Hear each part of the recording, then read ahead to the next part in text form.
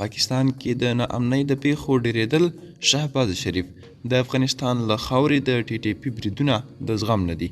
سلام، ستړي مشئ، وخت مو په خیر. ښه راغلاست نن ورځې مهم خبر ده.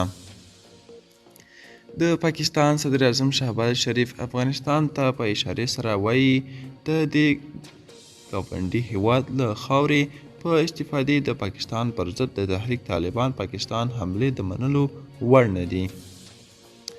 په داسې حال کې چې په پاکستان کې د ناامنۍ پیښې زیاتې شوي، د پاکستان صدر اعظم شهباز شریف ویلي چې د پاکستان پر ضد د ټي ټي پي حملې چې د ده په وینا د ګاونډي هیواد خاوره کاروي ورته د زغم وړ نه دي.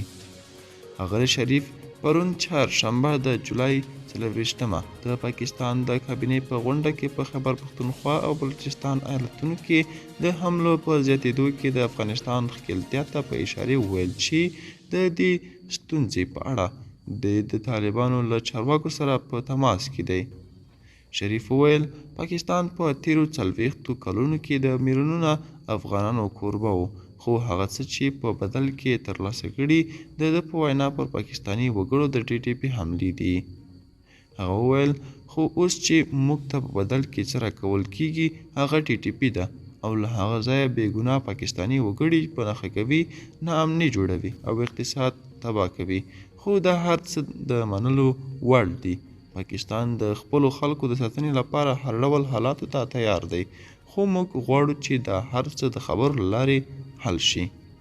ګران دوستان، دا و د نن شوی ویډیو تر بیخي چارې ښه وخت.